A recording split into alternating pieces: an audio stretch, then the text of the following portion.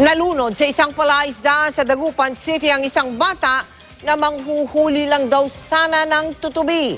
Sa Batangas naman patay rin nang mahulog sa Taal Lake ang isang batang may Down syndrome. Nakatutok si Mark Salazar. Talagang masakit ko sa hindi ko maisip.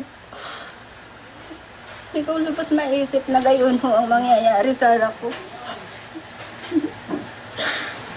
Ganun na lang ang pagtangis ni Leonida Valencia na taga Santa Teresita, Batangas nang matagpo ang patay ang 6 na taong gulang niyang anak.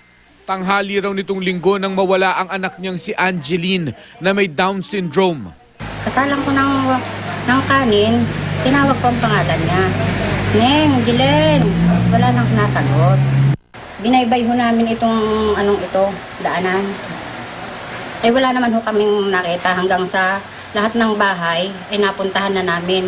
Humingi na raw sila ng tulong sa barangay at mga kapitbahay hanggang sa makita ang kanyang anak sa Taal Lake.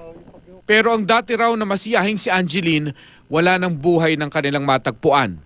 Hinihinalang nahulog ang bata sa lawa na may lalim na hanggang 3 talampakan. Pagkalunod din ang ikinamatay ng 1 taong gulang na bata sa Dagupan City, Pangasinan.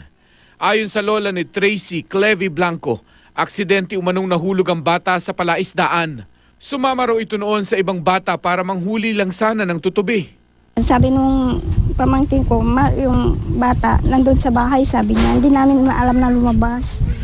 Ang mga magulang ng bata abala rin daw noon sa kanilang bahay kaya hindi agad napansin na nawawala na ang musmos. Mark Salazar, Nakatutok 24 Oras.